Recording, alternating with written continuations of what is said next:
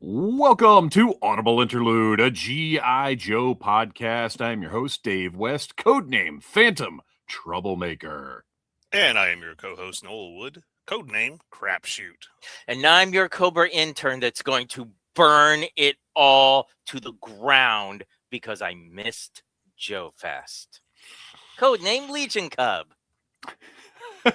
And you missed a good one. We'll be talking about it later, but I believe this was the best Joe Fest that I've ever been to. It was amazing. More on that later, as I like to say. Follow Audible Interlude podcast wherever you listen to your podcast. Be sure you subscribe, leave us a 5-star review, and be sure and spread the word about Audible Interlude. The only way that we can grow, because all of this internet algorithm, social media stuff is angled against us. So the only way we can grow is with your help. So share those episodes, repost those posts, do what you can to help spread the word about Audible Interlude. Follow us on Instagram at Audible Interlude Podcast.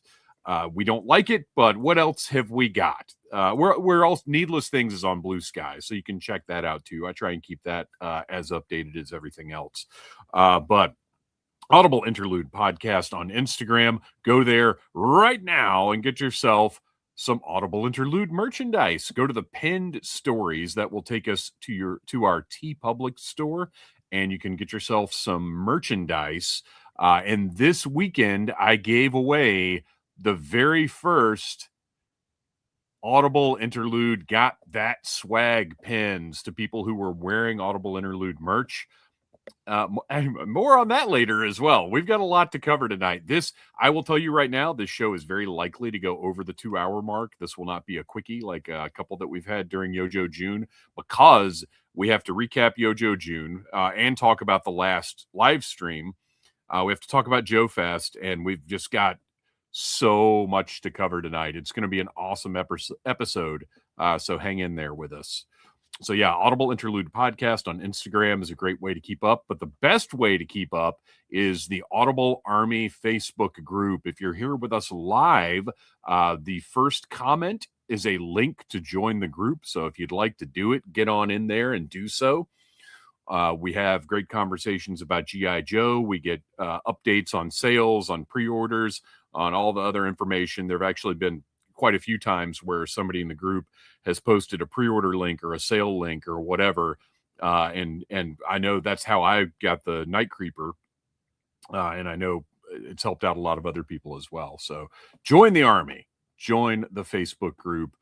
You're watching us live on the Needless Things YouTube channel, where in addition to Audible Interlude live streams, generally every other Monday, you can catch toy reviews of not just G.I. Joe, but lots and lots of different stuff that's on the market. Coming up this week, I'll be reviewing the Mondo Jaws, I guess, vinyl statue, as well as 2 other non-Joe things, but we're going to get heavy back into Joe next week because I've got a couple of the new classified figures on the way. Some Operation Monster Force is on the way from Big Bad. And then, of course, the new Reaction Plus figures that we talked about last week on the show. I'll be reviewing those. And I've got a Joe Fest haul to review. So if I have time to do that tomorrow, that will go up Wednesday. But we'll see. We'll see. This is going to be a busy week. I got a lot to catch up on, and I've got a lot to plan. I have so much correspondence to take care of after the conversations that I had at Joe Fest, which was, again, just the best one ever. Let's see, what else have we got in here? I guess it's worth mentioning at this point the Yojo June photo prompts that I've been doing on Instagram. Last day is tomorrow. Feel free to join in on the last day if you'd like to. The prompt is victory. Just use the hashtag AIPod Yojo June. I've had a blast doing it all month long. I'm going to take July off, but in August, I'm going to come up with another prompt. It may be Needless Things and not Audible Interlude, but I just had fun doing it. So keep an eye out for that. Oh, and also, we did have a live panel at Joe Fest. Now, Kristian, as you mentioned, you were not able to attend at all. Noel showed up later in the day, so the panel was done by then. But we had a blast talking with the G.I. Joe 3D printing podcast. It was the best time, and we got to see one of the most incredible 3D printed things I've ever seen. You can watch you can watch the live stream of it right now. It is currently available on the Needless Things YouTube channel, but next week's episode will be the audio from that panel, as well as selected audio from the Big Bad Workshop and World War Hell panels, because some things were announced, some things were revealed. So the next week's episode, we get to take a week off, but you will still get some new content. So that's cool. But yeah, we had a blast doing this panel, and I will be talking to these guys again very, very soon, because we you're doing a live panel at a convention. You've got less than an hour, and we could have gone on for hours talking about this stuff. It was fascinating. Yeah. I'm excited about the difference in ease of entry into the 3D printing world, now versus 6 years ago. Kristian, did you get to see any of the panels? I did. I was at work. You and saw the Cobra Fortress? Yes, I was gonna ask you about it after the show, because if I could have children, I would sell every single one of them to have a 1/12 scale Star Wars Fortress. Oh, is it Star Wars? I was thinking Battle Beasts, but No, you're right. It's Star Wars. Star isn't Wars. It? Yep. Okay. It looks all right, let's so see. amazing. I mean, everything that they had there. It was one of my favorite panels. And there were people in the chat that have already commented, thanking you for streaming the panels for us. Oh yeah, who were yeah. stuck at home or at work to be able to see and listen to. Yeah, I really enjoy working with everybody, with Chris from Grindhouse Toys, with Bill and everybody from Fresh Monkey Fiction and Big Bad Workshop. I honestly treasure every time I get to work with them in any capacity. So it's really an honor to be able to do that. And we'll be talking more in the future about all those kinds of things. Our next live stream, I hope I put the right date on this thing. I haven't updated this stuff. Oh, yay for me. Yay for past Dave. Let me just tell you, over the last 4 days, past Dave took really, really good care of present Dave, because there were a few times where I was like, oh my gosh, did I do this? And then I went and looked and I was like, yes, I did do this. Good for me. So our next Audible Interlude live stream is right here on the Needless Things YouTube channel on July the 13th. Put it on your calendar. And that is it for our little intro stuff. We're going to talk right now really quickly about the Audible Anniversary.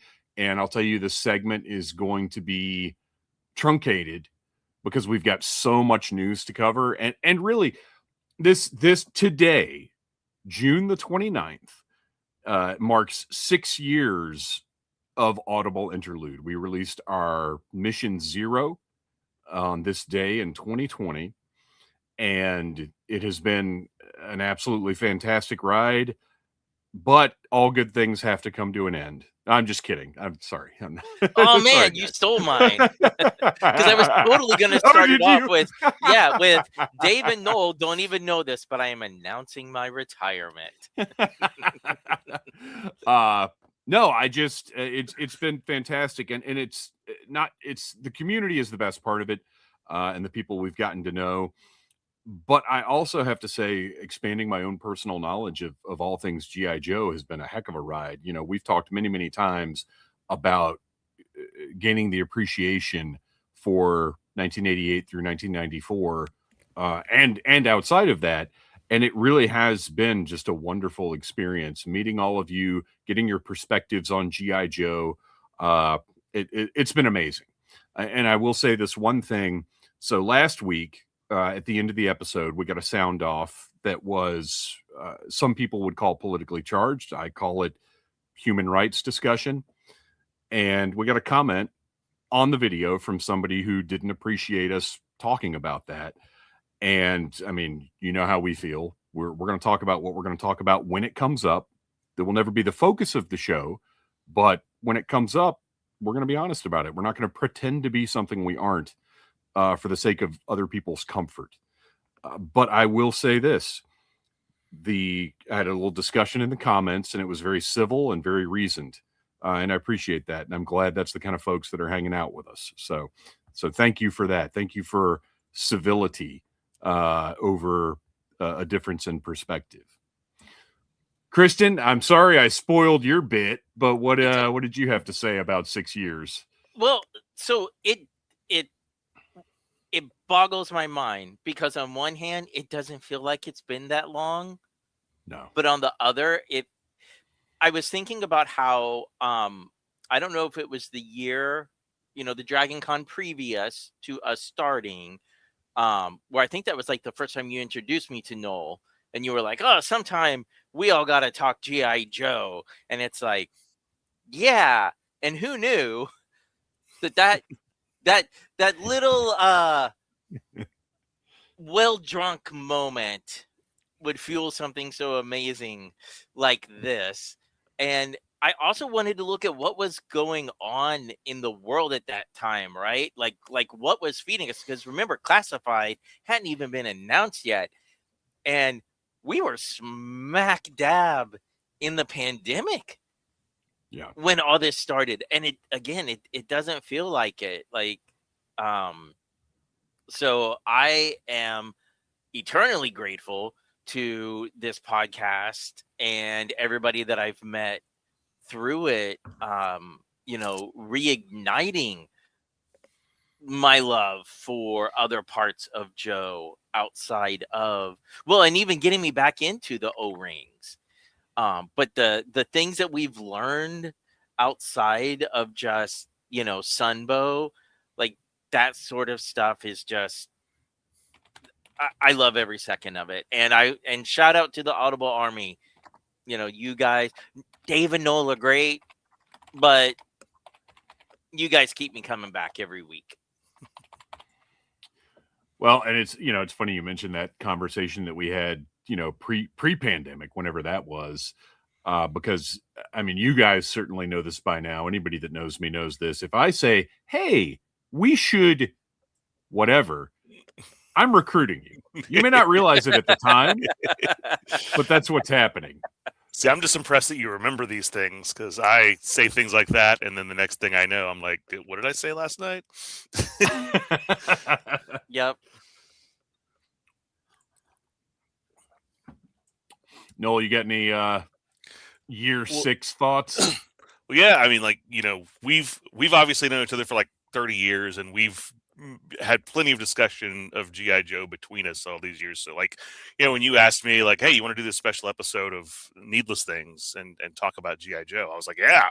And then I didn't really know Kristian well at all, but that's been the other bonus of this is getting to meet Kristian and getting to know not only him as this awesome person, but also somebody who has a very different perspective on G.I. Joe. Someone who grew up kind of with because you're kind of at both of the opposite edges of G.I. Joe that Dave and I have always been on. So being able to discover those eras and open us up to hey, we're not just going to talk about 82 to 87, which is what, if I had my way in 2020, that's all I would have wanted to do.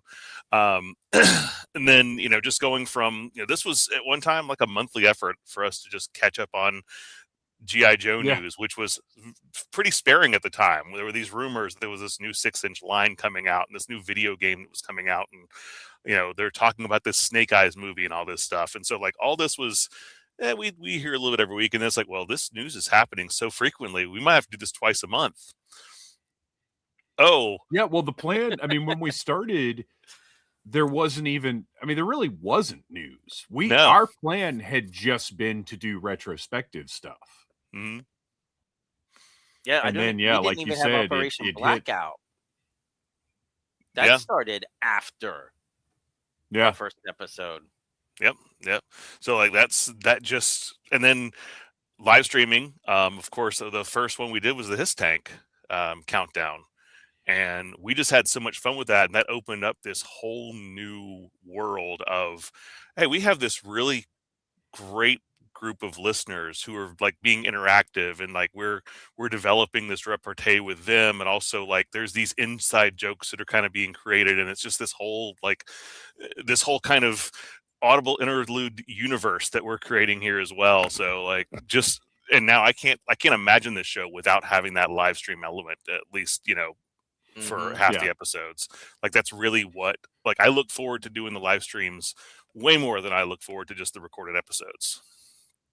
Yeah, and as I've said before, I would love to go live every week, but we just a lot of the retrospective stuff isn't as easy to produce when we're doing it live. And it doesn't present quite the way I want it to when we're doing it live. And I don't want to lose that element of the show. And there's just not even though Yojo June has been nuts. Well, you know what? I think it could be argued that even Yojo June didn't really give us enough news to be live every week. but more on that later. That needs to be the new shirt. I need to get somebody to like cartoon up a Dave with more on that later, because it happens every time. You got to lay out those crumbs. You got to lay out the breadcrumbs so people follow us to the end of the episode. Want that retention? But my last thought on it though, the other thing I think the three of us never expected, and I think it's important to say since we are in the tail end of June, is just how much we love Deke now. Which we would not have without this podcast. Yeah, I certainly wouldn't have, because I already had that the DVD sets when we started. I think, yeah, I already had them, but I had watched like the first miniseries, Operation Dragonfire, and then gotten maybe a couple episodes into the regular show, and I don't know that I ever would have gone back to it, because there's a stinker early on where I was just like, oh no, this is not good. Yeah, I bought the DVD sets for because of both seasons when I was considering some costumes from that era. That was like 10 years ago, and wound up doing the headman out of it. But I watched it all. Towards the end, I was second screening a lot more than I was towards the beginning of the run, especially when we got to the clip shows, and I was like, but having it go back and stuff like Operation Dragonfire was a lot more, that was a lot more fun to review, because you can kind of take some pot shots at it, but also appreciate what they were doing as well. Well, and also for the, when you're going to critique something, it's a different experience from just wanting something to entertain you, because when you're critiquing it, you're looking for the bad as well as the good, as opposed to when you're just watching something, you'd rather not have the bad. So it's just a different experience. So anyway, thank you everybody for 6 years. Thank you to Kristian and Noel, obviously, but thank you to the Audible Army for 6 years of really great times, and we look forward to at least 6 more. Honestly, we look forward to 60 more, because that's how long it's going to take to get us through rank and file card, because we just skipped about 3 of them doing Yojo June. So with all that being said, we're going to go ahead and get into the news. Before we get to the official Hasbro stuff from Yojo June, and we will cover JoFest news after we get through the Yojo June stuff, we got a couple of updates to talk about. And the first one is honestly one of the most exciting updates we've ever discussed. And that is that the special edition G.I. Joe Toy Collector's Wish book is now going to be 2 books. And if you, it's included. There's not an expansion. It's, if you backed this, you're getting both books. It's covered by your backing of it. So That's great news. Here's all the information.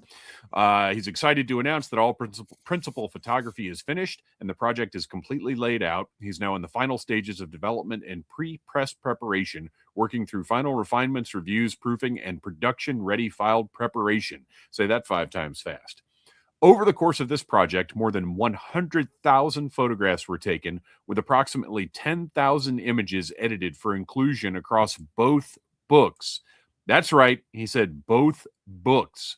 Due to the expanded scope of this undertaking, he's thrilled to announce that this will no longer be a single book release, but a 2-book hardcover collector's box housed in a custom slipcase. And despite expanding from a 1-book to 2-book set, both books and the custom slipcase are included with the original pledge. So there you go. Just a couple of other bullet points for this. It's quite a long update, and there's a lot of really good information, but we don't need to cover everything here. Because I'm sure we'll get more updates as we get closer to actual publication. The project far surpassed its original 400-page target and will now span approximately 300 pages per book, close to 600 pages total. The project also remains on track to move to press next month. So not only is this expansion happening, but it's not delaying it in any significant way. The target press date is July 27th. If that date is met and production proceeds smoothly, the printer estimates that fulfillment could begin as early as December. So the updated timeline outlook is final development and pre-press is now. Target press date is July 27th. Backer surveys and shipping collection fall of 2026. And fulfillment begins December of 2026. That is all amazing news. To have gone from a single 400-page book to 2 300-page books is fantastic. And again, when we talk about these independent operations and these creators who are doing this fueled purely by passion, this is the kind of result you get. This is what happens when you are not operating within a corporate monolith. This is what happens when the passion of the people is applied to a project. So I couldn't be more excited for this one. Yeah, having his other books, I mean, they're all fantastic, and just having ones dedicated to Joe, and like the fact that it's just getting better and better as we hear more about it. And that's what's great about Kickstarter is enough times for it to be worth mentioning. I have seen projects that end up, the final product ends up better than what you expected. Now, to be fair, I'm really, really picky about what I back. So I think that probably plays a role in my satisfaction with the things that I've received. But for me, it's been often enough that I've gotten more than I expected out of a Kickstarter. Well, I think when you get something like this, that, I mean, this thing funded in no time. And I mean, he got I think he got a much bigger response on this than he ever expected to. So, knowing how much people are expecting something great, it gives you that reason to put that extra work into this to make sure you're giving people the best possible product. But it does raise the question, how many G.I. Joe picture books do we need? The answer is as many as people want to make. That's right. So that's it for independent. Well, we've got some more Joe Fest stuff later on, but for independent news, that's it. So we can move right on in to Hasbro's final Yojo June live stream from June the 24th, featuring BMAC and Dan Larson, talking about Lenny's products. So keep that in mind. First up, pre-orders went up last week. First, let's talk about Iceberg.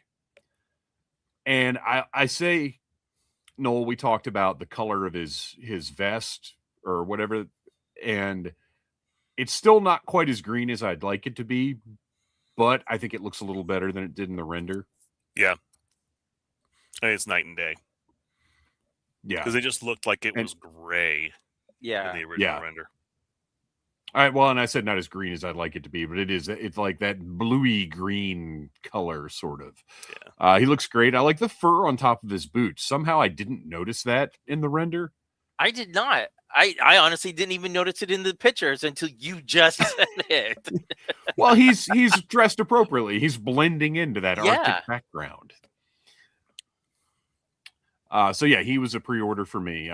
He falls under the must-have category. Mm-hmm. Yeah. And then we got a little shot live and in person. Looks really good. I like. There's, even though we got the diorama pictures, there's something nice about seeing it just physically there with a human. And then there's your piece count image, I guess. I like the color detail on the weapons as well. Mm-hmm. It makes them pop a little more than if they were just white, or like white in a more subdued color. And this is a little bit more realistic too than just having, because his original rifle was just white, and yeah, you're not going to have an actual rifle that's all white. So I think this is better than just making it all gray or something like that. This is the first time, though, that I've questioned the weapons matching the figure's clothing. Like, I've kind of never really thought about it before, other than I don't want them doing it on the laser rifle. But like in this instance, for some reason here, it just hit me like, that's actually a little odd. I like the snowboard. I like the fact that the snowboard, it's because in my head, even though snowboarding has been around for decades now, in my head, snowboarding is still a new thing the kids are doing. But I like that they made the snowboard this like old school olive drab, like almost 1982 looking design, but it's a snowboard. Well, so the snowboard, that's what you were saying. To me, it's something new that, like, this was the 90s. This was extreme sports. And that's what I said. It Right. should say G.I. Joe Extreme on it somewhere. Oh, man. What if they do the G.I. Joe Extreme characters in Classified? Fine. Do that. But maybe do a sub-team called G.I. Joe Extreme that's like extreme sport, like Triple X, like that Vin Diesel movie. Mm-hmm. It's like extreme sports operatives. It'd be like Stomp, but the other way. Oh. All right. Next up, and now I want to hear, where are you guys on this Duke? He's growing on me. I mean, I do really, really like the new facial sculpt. I like, one of the things I loved about the first release of Flint was like, giving him the scar and making him look a little more battle worn. And we didn't get that with Retro Flint, obviously. So now we're kind of getting that with this Duke. But I'm still not convinced that there's enough that's different about him. Like, I didn't pre-order him, but I almost guarantee you, if I see him on the shelf, I'll get him. I didn't pre-order him. As I said before, he's a really good-looking, like, military action figure. I just don't have enough space on my shelf to just put really good-looking military action figures on there. And I've got my Duke. My retro Duke is the Duke that I want. If they do a V3 Duke, then I'll probably maybe pick up that one down the line, because it's at least related to some old figure that I kind of like. But yeah, this is a great figure. But yeah, I did not pre-order it for that very reason. Yeah, I'm in the same boat. I between the price, if this were a $20 or $23 figure, sure, probably. But yeah, between the price and between space, I was just like, nah, I can pass on this one. Now, we all know me. So like Kristian, if I see this in person, yeah, I may end up owning it. But for right now, it's a pass. But I think it's very well done. But we're getting to a point where very well done isn't enough to motivate me to buy a figure if I don't have some kind of connection to it. Yeah. With my pre-order, I did Iceberg, and just because it was like, well, since I'm not getting any of the other figures, I also added my retro grunt on that since I didn't order him when he was first launched, and I've suddenly had a desire to put him in my collection. So there are the live shots where he looks so much like a static figure here, like the way they put that pose in with the stand and everything. Like he looks like a painted army man. Yeah, there was something about the way the lighting was hitting him that I called him Hero Clicks. Yeah. That's a very good way of saying what I was trying to say. That's exactly. He looks, and I think it's just honestly, it's speaking to the posing ability of the classified figures, because those, they go for dynamic action poses with the hero clicks for the most part, and it looks like a very natural pose. I think that's part of what makes it appear the way it does. When I see these streams and I see them using these neat, clear figure stands, I'm like, Hasbro, why don't you just sell a bunch of those? Well, the problem with those is I believe they're just pieces of acrylic that they hot glue the figures to. So it's not like that would be a standardized shape, because if you notice, they're shaped differently depending on what the figure is doing. Mm-hmm. So it's not like a stand that they've actually produced a stand. You can even see the hot glue on Duke's right foot right there. So yeah, it's not like they're making stands and just keeping them from us or taunting us with these. But they do have the stands that are coming with the retro card backs. So just mass produce those and sell them on Pulse. Yeah. Mm-hmm. So there's the piece loadout. Like I said, looks good. Oh, and I like this interesting new low profile backpack. Next up, Toxo Viper. This one I did pre-order. I'm a huge fan of the original figure. It was one of the later figures. And that's actually a conversation we'll have some other time. Because I did have a Toxo Viper when I was a kid, but he was post 87. But anyway, I think he looks really good. I think they did a great job translating this to classified. And we've already talked about all of these, but it's always good to revisit once you've seen the actual product. So Noel, you said you didn't order anything but Iceberg. Yeah, he was the only one of this wave I ordered. So this is a great figure, but I'm certainly limiting myself and not doing a lot of the stuff that wasn't from my favorite eras now. I was noticing, though, with this still image, his chest piece looks like Merman's face. Yes, it does.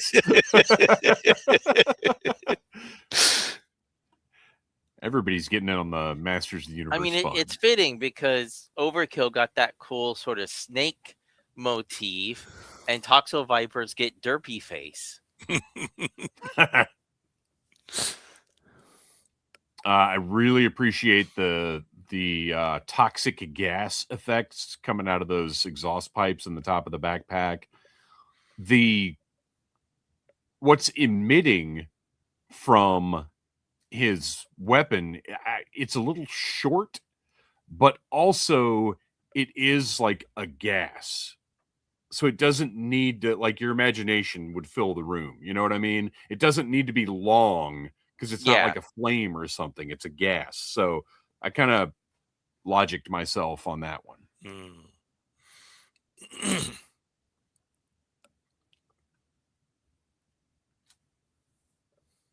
So looks good. This was a pre-order for me. Mistress Armada is up next. Another exciting figure. Although, after we got, or we're talking about it in our chat, or after we got off air or something, it occurred to me, I'm a little shocked at the power girlish cut of her uniform. Just kind of surprised to see that, but I think the figure looks great. We talked about it plenty last time. I pre-ordered this one because I'm a big fan of the character. Yep. Yeah, if I were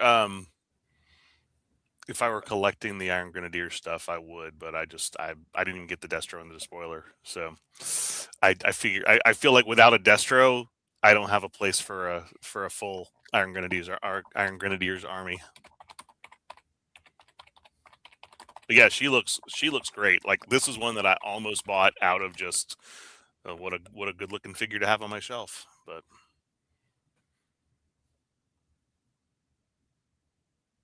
And I will say it's interesting because this one was pretty spot on from the render, like down to the last detail. You know, often the renders are a little different, or you can't quite capture some of the detail that we see. But this one was they got it. I love the mask.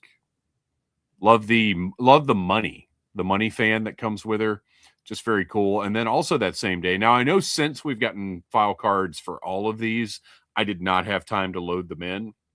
But we did get a file card for Mistress Armada. Kristian, did you have a chance to take a look at any of them? I did not, unfortunately. Okay, fair enough.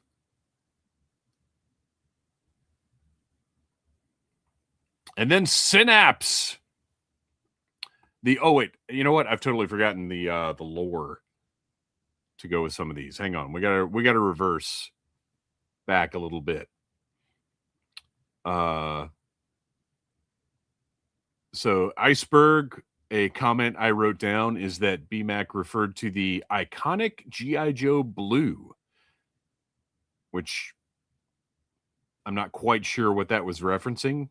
I don't know that any of his parts are iconic G.I. Joe blue, although these days we're learning a lot of people have very different ideas of what the color blue is. And then on Duke, nothing to note there. The Toxo Viper, BMAC and Dan had one of their little kind of wink exchanges where they mentioned more Toxo stuff and Eco Warriors. Mm-hmm. And then Armada, they mentioned the lore that she stole the mask from an art museum and had it altered. And I wrote the note of, oh, it's another skinny woman. Because I really would like to see some different dimensions in the female figures. Now, she does have an established appearance. I think they maybe could have bulked her up a little bit and it wouldn't have been crazy. Because, I mean, they did change her look otherwise entirely. But, I mean, I really would like to see men and women. I'd like to see some different shapes and sizes, or at least more than they've done so far. More significant. Yeah, I mean, at least Dawn was a little bit more... she's a little bit more muscular than most of the other female figures that we've gotten, but she's still a pretty, petite buck.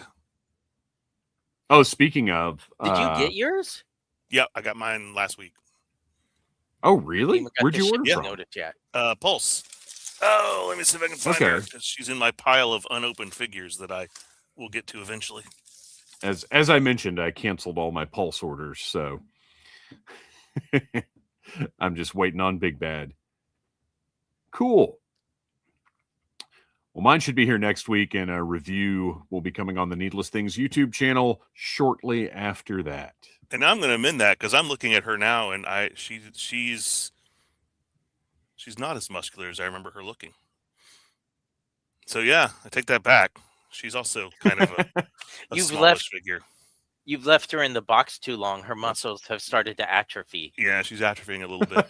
I mean, there's a lot more tone and stuff there, but yeah, she's still very small.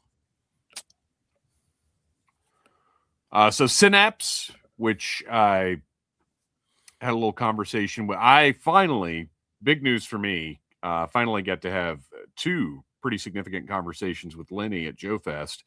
He is an absolutely great, wonderful guy. He is bummed that he did not get to talk about Synapse on a live stream because this is one of his creations, as I think we could all tell. And he was very, very excited about the character and what it was bringing to Classified. He plans to release information on his Instagram, as he has been doing. But this was definitely one of his pet project deals. And we did get some lore about him from BMAC, that he is a technomancer, uses technology to raise fallen soldiers. He is from Darklonia, which I think is a nice little detail. Uses that little thing shooting out of his palm to reanimate the soldiers and then controls them with that. And BMAC mentioned that when he came on the team, he challenged everyone to create new characters. So it seems like BMAC is the impetus behind the new characters that we're seeing here. Be curious to see where that goes. And again, as we've discussed in the past, we got lots of new characters post 2000 that fit right into the line and were exciting to see. So I'm happy to see it again here. But I will say, for a $27.99 price point, I'm going to be a lot pickier about which new characters I embrace. This is one of them. I did pre-order Synapse, but I canceled my pre-order for Sundown because I realized like $28, I can't justify it. And I'll add in, I can't justify it knowing that most of the stuff I've bought in the last 2 years has ended up at least 40% cheaper at some point. Yeah, I meant to cancel my Sundown pre-order, but I got the shipping notification a day too early. So he arrived with airtight the other day. Well, enjoy. Man, I haven't even got my airtight yet. Surprising no one that listens to this podcast. Well, yeah, that was also the sun came up today. Yeah. Yeah, I've got airtight and oh man, airtight and one other one is on the way along with the couple of Operation Monster Force figures. So that brings us to render reveals. Very happy to see Falcon. Very happy to see the high contrast in his camo. And it is pure Sunbow Falcon. So if that's not what you wanted, one, I kind of understand because I wouldn't have chosen this over a more traditional Falcon look like the original figure. You know, it's not that far off, but it's also like, yeah, this is Sunbow. And I don't want to say, well, maybe they'll do a repaint that looks more like the original figure because my gosh, let's get a hold of ourselves here. But I guess in the wake of Big Lob, but see, that's the thing is we don't really have the raw hides because the Tunnel Rat and Jinx that we have are not Sunbow. The Chuckles is definitely not Sunbow. I don't know if Chuckles is definitely not Sunbow because they'd have to use a bigger figure for that version of Chuckles. So, I mean, I think this looks great. And whenever it goes up, I'll order it because I do want to have like I've got the Night Force Falcon and I really like it. But I do want to have a better Falcon and this looks like it. And this one, so I was pretty negative. Oh, wait, I didn't get you guys. Is this for you or no? It's hard to say because I really want to replace the Falcon on my shelf, but yeah, like I said, I don't think that Sunbow is the aesthetic I was looking for to do that. Yeah, I'm pleased enough with the head swap that I did that I feel like he's going to stick out a bit more on my shelf. So, and sorry, Noel, he's not a favorite character. Oh, well, that too. Probably not even in like my top 30. So Falcon is trash. We've all established that. Yeah, he's awful, but I need a decent Falcon on the shelf. And I did a head swap as well. I used a Star Wars Black Series fig. Admiral Rampart, I think, is the one that people were using. So I did a head swap, but I don't like the rest of the figure either. So the head swap did not get the job done. Okay, so moving on to the Valkyrie, which, like I said, I was a little dismissive of this when it was a name-only reveal, but now we see it's old school Cobra uniform. It is not just a redo of the Valkyrie figures, which is very exciting to me. Now, the blue does appear to be the lighter Cobra Retro Trooper blue. Yeah, that's what I figure it's designed to match. But as far as the sculpt of the figure, I'm very, very happy with what they did because it is more old school than I expected it to be. Yeah, I may wind up because I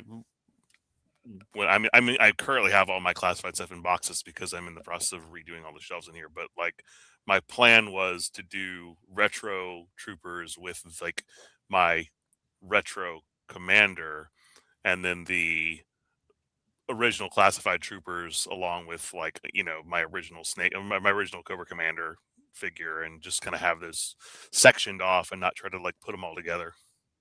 So I may get a couple of these to go with the other retro troopers. I'll probably pre-order one and see how it is, and then see how the troop building, if the bug bites me or not. Kristian, where does this fall on your nothing? All right. No. And then finally, one that surely nobody is passing on, retro cardback Flash. We knew he was coming a long time ago, or we knew he was probably coming a long time ago. And then we got the Grand Slam reveal, and it seemed even more certain. And sure enough, by the end of Yojo June, we have revealed Flash, and he looks pretty darn good. Yeah. Yeah. I wish he had come with a little potato, but I kind of wish they'd made him a redhead. But yeah, not quite and quite like the Super 7 Reaction Plus red, but make him a little bit kind of red, auburn. Yeah, more of like an auburn color.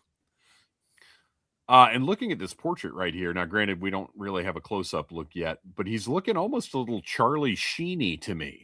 Oh, he's got tiger blood. He does. He's winning. So backpack looks great. Laser rifle. Obviously, we've seen those parts before, but he looks great. I'm very happy that the pads are part of the sculpt and not an overlay. That's something we've been concerned about since we first started talking about a possible Flash. I'm happy, and is absolutely a pre-order whenever it goes up.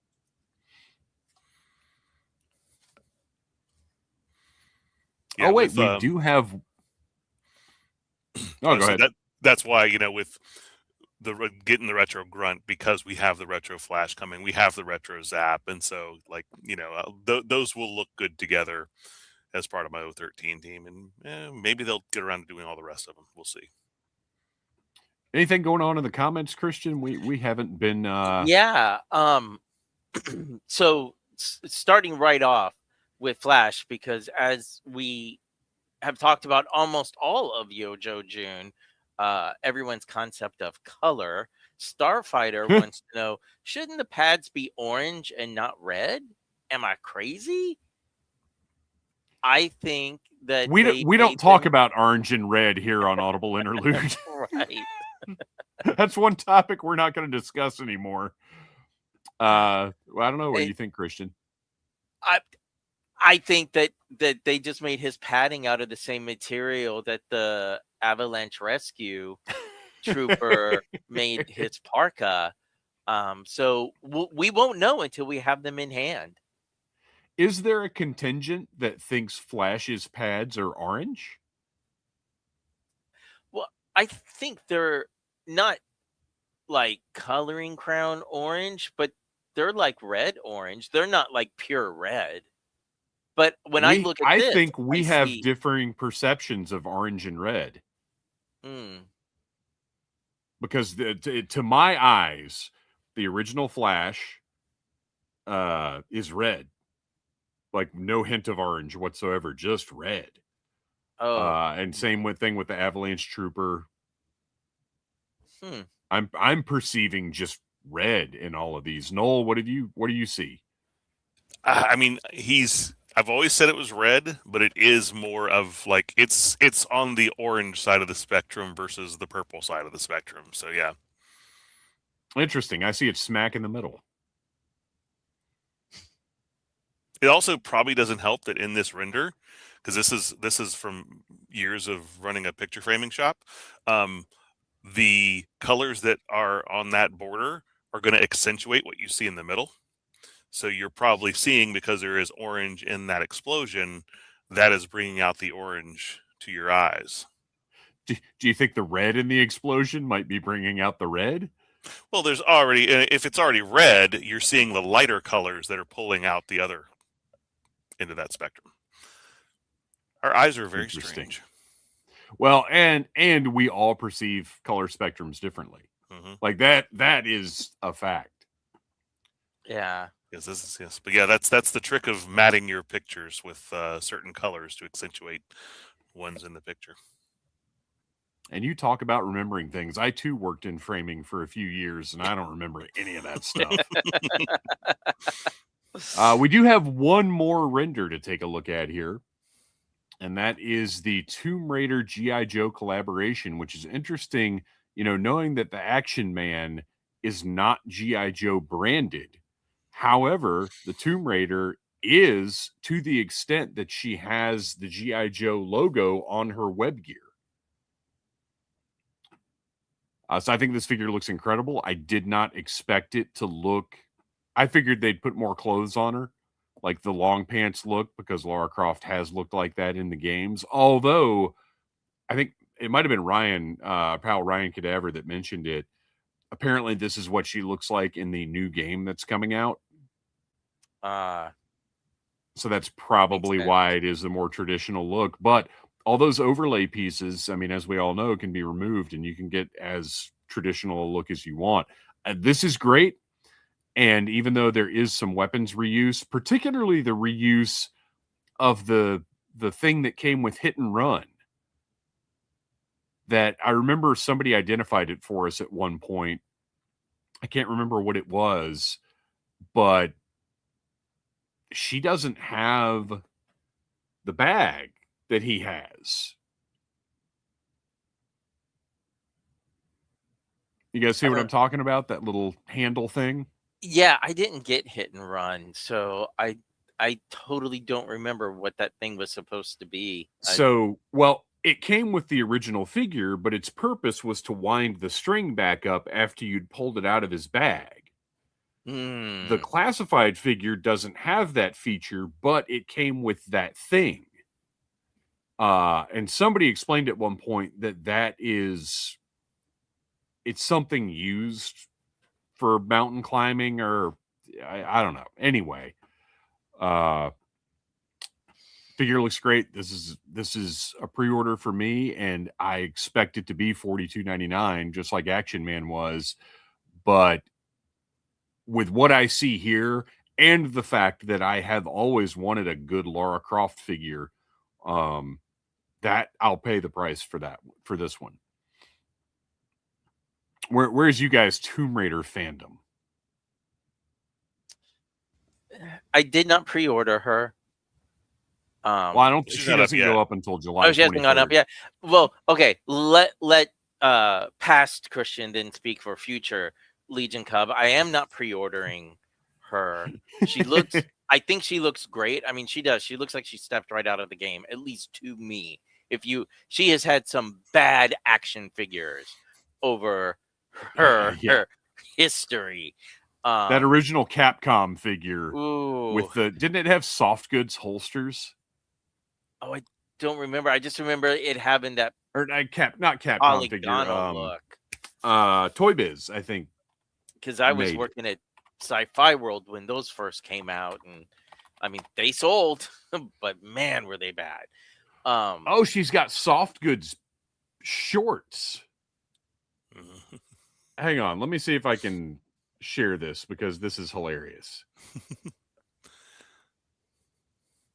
But just not a big enough fan overall.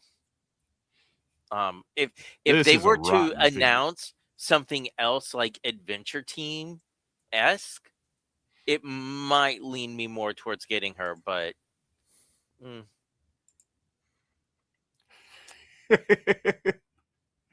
I think I believe that's Toy Biz, and my gosh, it's got the shoulders of a Valor versus Venom figure, The shorts of, I mean, that's a big brown diaper. Let's just call it like we're seeing it. And it's soft goods holsters. Man, that is a rough figure. All right. It is a very 1996 action figure. Yeah. Yeah, I had I had a statue, a Lara Croft statue, sometime in the late 90s, and that was the only time I've delved into the world of Lara Croft toys. But yeah, she said she looks great. If she were a $27.99 figure, I might consider it. I don't foresee myself paying for the $42.99. So we'll see if like Hasbro does another one of those giant 40% off sales again. Maybe I'll pick her up down the line, but definitely not a pre-order.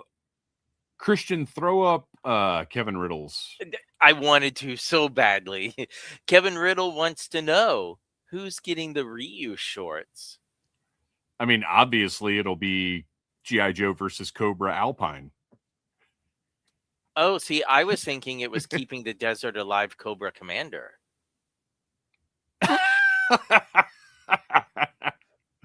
Oh, man. All right. Let's see. We got some name reveals. The Crimson Snake. Unsurprising that they would want to reuse that massive tooling. I'm surprised they went with Crimson before they went with the dark blue, though, because they're venturing into some Action Force stuff here before they're doing the Sears exclusive. And he name dropped. Yeah. Action Force. Well, if you remember, though, Super 7 did a Crimson recolor of their Super Cyborg Snake. And I wonder if that's, another one of those monkey see, monkey do scenarios that we've seen with Super 7 and Hasbro. So very cool idea. I'm interested to see how they handle the colors, because the fact that they referenced Action Force rather than saying this is like a Crimson Guard kind of thing, does that mean it might be a different shade of red than the other Crimson stuff we've gotten in the line? I would rather it not be, but we'll see. I mean, either way, I'm not getting it because, my gosh, I'm not spending this much money and taking up this much space with that. But not a bad idea from Hasbro. And it's probably, gone up in price since the last Snake was released. Oh, yeah. Yeah, I would guess so. Well, and who knows, by that time, we will, since we've got plenty to talk about, we'll avoid certain topics tonight, but I'll just say petroleum prices are not going down anytime soon. I also got a name reveal for Mad Marauders, Footloose, and Mutt, which I think were inevitable. Well, we talked about them being inevitable in the past, but it kind of got so far along that I don't think it was a given that they were going to do them. Well, they didn't. I mean, they never got through all the Tiger Force figures, so they haven't been consistent with how they're doing these sub teams, because we never got a. Well, I guess we never got. Did they do it? Did they? Yeah, they did a Tiger Force tripwire, didn't they? Yes. Part of a 2-pack. Yeah, but they never got around to doing doing a Sky Striker, which would have been interesting to see them do. Whose parts? Wild Weasel and Thunder. So they haven't done Thunder yet. No, but you could just throw any random head on there. It's just it was Wild Weasel's body. Oh, with Thunder's head. Yeah. Okay. Interesting. So and Wild Weasel may still happen. Yeah, it's possible, I guess. These will be passes for me, and I'm taking a long, hard look at my collection. Noel, like you, I'm redoing a lot right now, and it is possible I'm going to pack up Night Force and the Mad Marauders. I don't think I'll get rid of them, but I think I'm going to pack them up. Night Force, because of something we're going to talk about in just a second here, and the Mad Marauders, just because I love the Tiger Force figures. Mad Marauders I kind of just bought because of Sarge, So I don't know. Like I said, we've all got to take a more critical look at our collections as they get bigger and as prices go up. And then finally, another name reveal, the Triple T, which BMAC announced by saying, "We're not done with Desert yet." Yeah. Which I thought was a little odd. He says Sarge will fit in it, which I would certainly hope so. That would be a heck of a mess up if you couldn't fit the Sergeant Slaughter into his signature vehicle. Well, and that made me wonder, like, are they doing this? Are they doing a vehicle without a figure in it, or are they going to do another Slaughter? No, that's what I wondered. It sounds like it won't come with Sergeant Slaughter from the way that he was talking about it. Yeah. Which is probably a good move at this point, because that's going to shave close to $30 off of the retail price. Right. So I will be very curious to see how this is executed. I'm a big fan of this vehicle. I know people make fun of it, but my gosh, it's G.I. Joe. Come on. But BMAC did mention it will have some kind of canopy option. So I'm actually pretty excited to see this thing revealed whenever that happens. And then we have one final render from after the live stream, and that is Night Force Psych Out. How satisfied are you guys with this interpretation of Psych Out? Not the Night Force aspect, but the design aspect of the character Psych Out. No wrist, no wrist radars. Yeah, so that seems like a big miss. Well, no radars at all. Yeah. I mean, I do like this design. I do. But when I saw it, I was incredibly disappointed with him missing the little mini dishes. So I'm going to hold out and hope that mainline Psych Out has them. But this isn't giving me... It's not filling me with confidence that that's what we're going to get. Well, I don't think I would recognize this as Psych Out if they hadn't named him. Mm-hmm. He doesn't even have the antenna pointing up from his head. Right. He's got the Lobot ear wrap, but he doesn't have the antenna. I forgot about that. I definitely won't be ordering this one because I just don't, like I said, Night Force perhaps is going away. Although I'm thinking now about the fact that they pretty much match the Dragonfly, and that makes them more interesting. Well, and also that's the only shooter we have. But and the only Coral we have. And the only Big Ben. Yeah. Wow, but that's kind of I'm shocking. Sure that Big Ben will get a regular yet. Yeah, I'm sure Big Ben will get a regular release. I'm sure he will too. Although I wonder, with the Snowcat coming, well, he wouldn't make it out before the end of the year, though. Oh, you mean? I was going to say if they might do the Arctic Big Ben. The plethora of Arctic figures that they talked about on this last live stream. The plethora of figures that we're getting. Iceberg and 3 reissues. Tell me, Kristian, what's a plethora? At least more than 3. So yeah, this one. Oh, and worth noting. So we saw it. Oh yeah, my reviews of Red Dog and Taurus went up last week also. And so with Red Dog and Taurus and with this Psych Out, we are seeing a lot of this holster strap that I don't like. Because more often than not, they don't work very well. And even if they do work well, they're not necessary. No, it just adds bulk to the figure.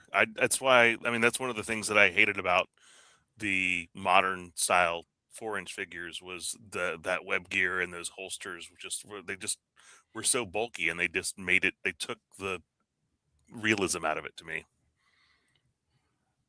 I mean, I feel like proportionally, they have done a good job with them in classified when they have used them, but they're just not necessary. It's like I say about putting articulation in toes. It's another point of failure. So let's get rid of it. Let's not do it. Yeah, and half of them just slide down the leg as soon as you put the weapon in the holster. So, well, no, I mean the I'm not talking about the holsters themselves, just the straps, the securing strap. Oh, the securing strap that buttons around the weapon. Yes. Okay. Yeah. Thing. That. Yeah. Real quick, Rekship also pointed out Night Force is the only ripcord that we had, and I was totally caught off guard by that, and I had to look it up, and yeah, he's totally right.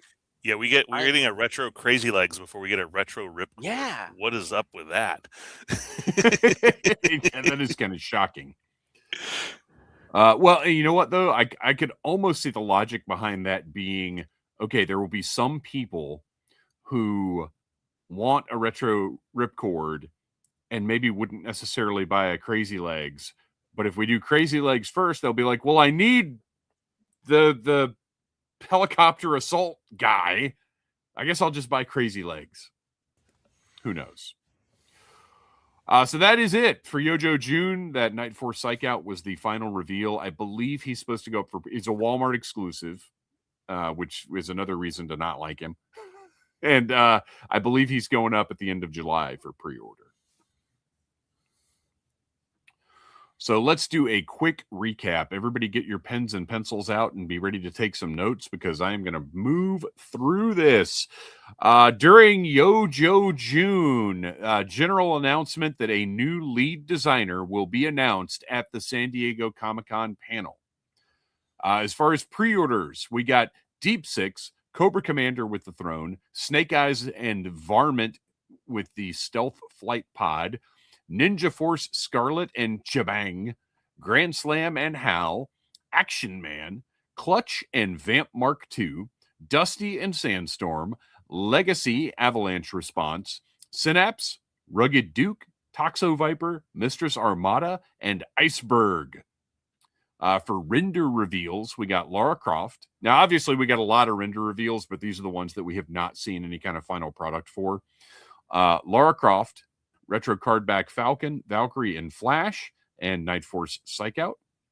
And name reveals, as we discussed, the Crimson Snake, Mad Marauders, Footloose, Mutt, and Junkyard, and the Triple T. So that is your Yojo June. Cobra. Next up, we have got a ton of Joe Fest news to cover, which I didn't totally I wasn't really thinking about that going into Joe Fest. I had already been asked to stream the Big Bad Workshop and World War Hell panels, and I knew they had some reveals, but I just wasn't because Joe Fest has only in the last couple of years become a place where news happens. It's always been a great convention, but only in the last couple of years have there really been actual announcements about things. So very exciting. Already talked about the Lenny conversation. So let's go ahead and talk about some Super 7. We got looks at the final packaged product for Ninja Force. Our reporter on the scene, Rekship, who was a little more diligent than I was in a lot of ways, according to Rekship, he thinks these might be Target exclusive, but that is not confirmed. It's just a suspicion. But here we see the Snake Eyes and Cobra Commander. And after seeing them in person, I wasn't positive I was going to go in on these as much as I love the concept. After seeing them in person, I'm 100% getting these the second I can. And then this was a complete and total reveal that we did not know was coming. A Tiger Force Wild Bill, which looks great. I didn't take the best picture of it, but I mean, we'll be seeing pictures soon enough. I really like his tiger stripe shirt and the differences in I mean, obviously it's the Sunbow Wild Bill figure, but it's very Tiger Forcey. I like it. It's a must-have for me. Give me all the Tiger Force repaints you can, Super 7. I will. I'm usually not a Tiger Force guy, but I need him for my Tiger Fly. Oh, wow. I like Yeah. that thinking. So He can kick Rakondo out and be like, "This is my yeah, chopper." Well, Rakondo can sit in the front. I think they just threw Rakondo in where there you because he guys- has a similar hat. Where are you guys on the Ninja Force figures? So I think they look great. My thing with those figures is with the weapon trees and all that, I feel like I'd have to leave them in the package. And I'm not collecting Super 7 Reaction to leave them in the Reaction Plus to leave them in the package. Why would you have to leave them in the package? Because that's the kind of the whole gimmick with them, is that they have the sprues and all that. Like, the figures look great, but I know we've talked about me being completist on this line. I did skip all the glow stuff at Joe Fest. They got me. It's shocking. I couldn't justify spending $150 on glowing figures. Look, you're not wrong. But yeah, I don't know. It's just because I don't have any other Ninja Force stuff to put them with, so I don't know. I might have to skip those.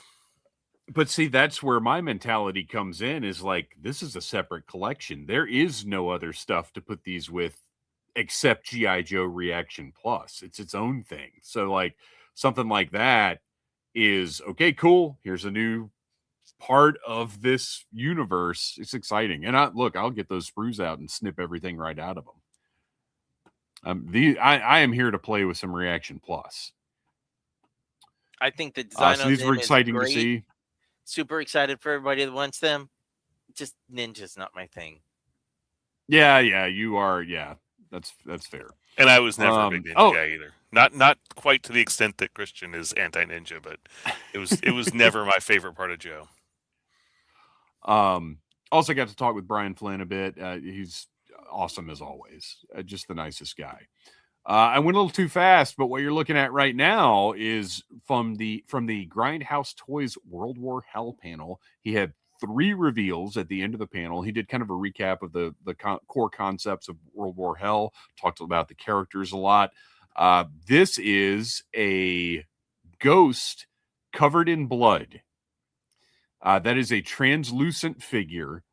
And the parts you're looking at that are like white looking are actually going to be completely clear plastic, and then with a translucent red drip over it, as though this ghost or phantom, if you will, has just absolutely murdered somebody and is covered in their blood.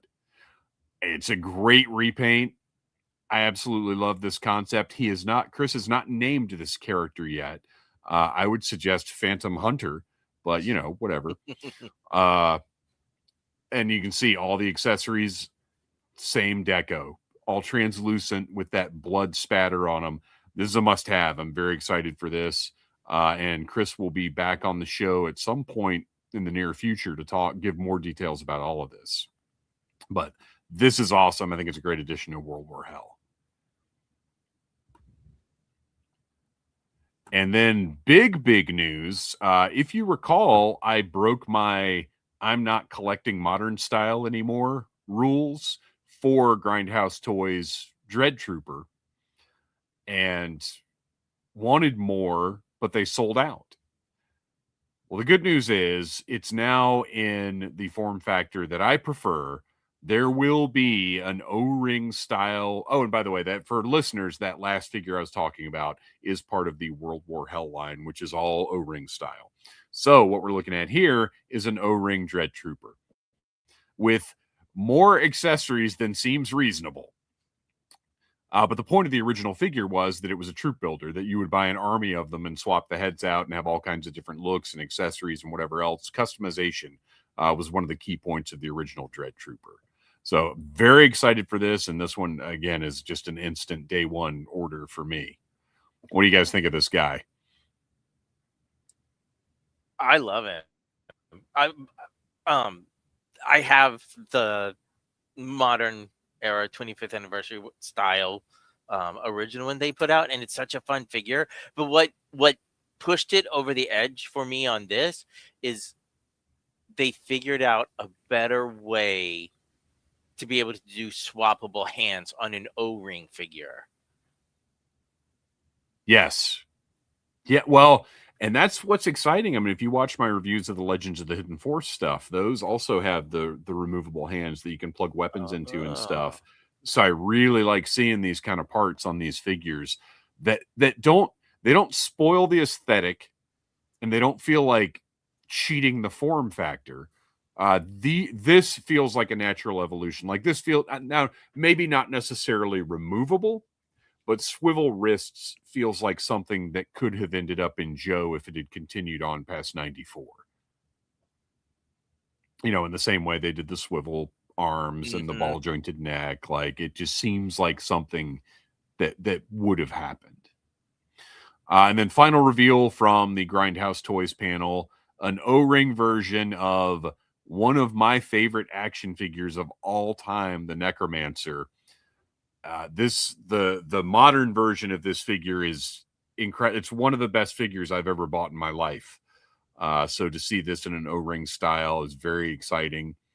Again, those removable hands, and it was pointed out during the panel that the handles on the chainsaw are also removable, so you can give him 2 spectral chainsaw hands if you'd like.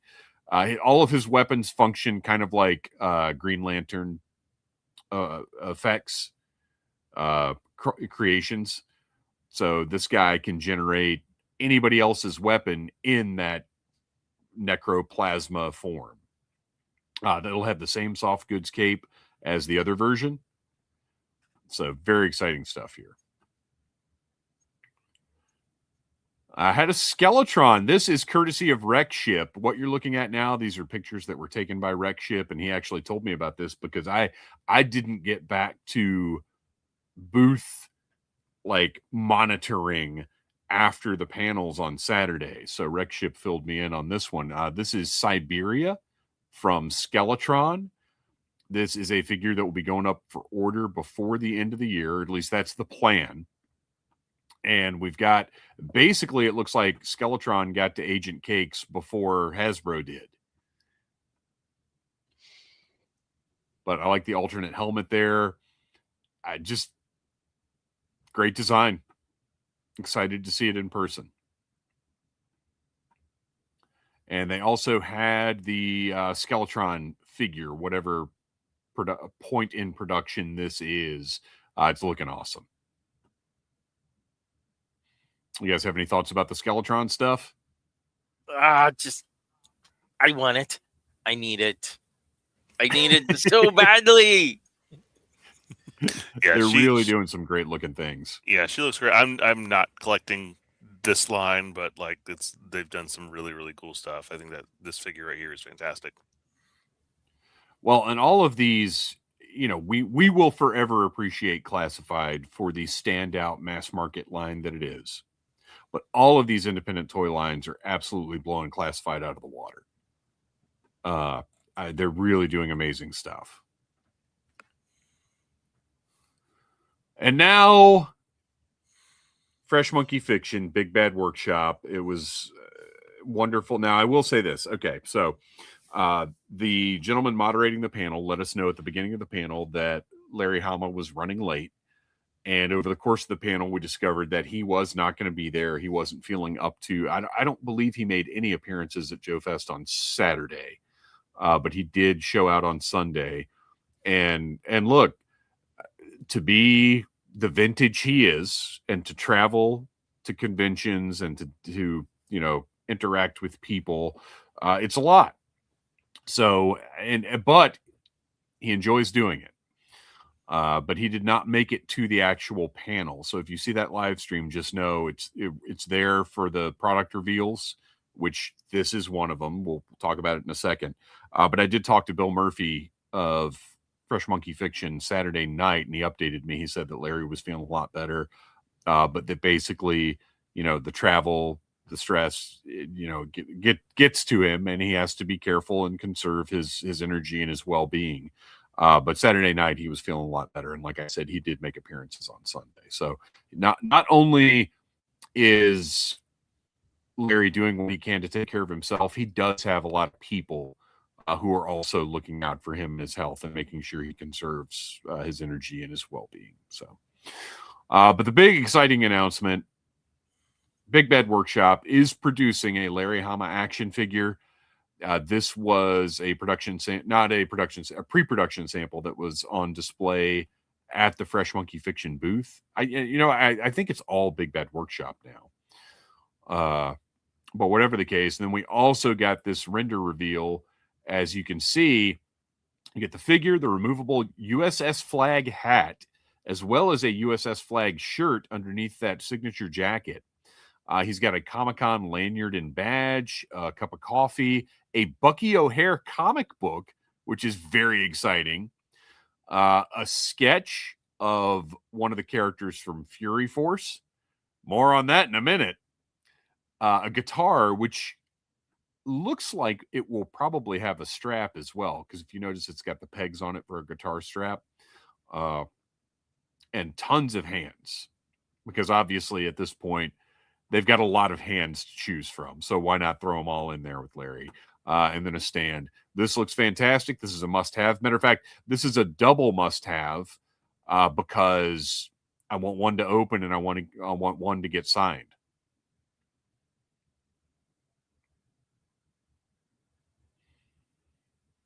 What are you guys' thoughts on Larry? Yeah, I'm gonna have to. I missed the first Larry Hama figure that came out a few years back, and I kind of regretted it. So I definitely am getting this one because he's gonna pose with my classifieds. Yeah. Oh yeah, absolutely. Well, and that's how he was introduced in the panel. Is like, you've got so many figures, but do you have anybody to tell them what to do?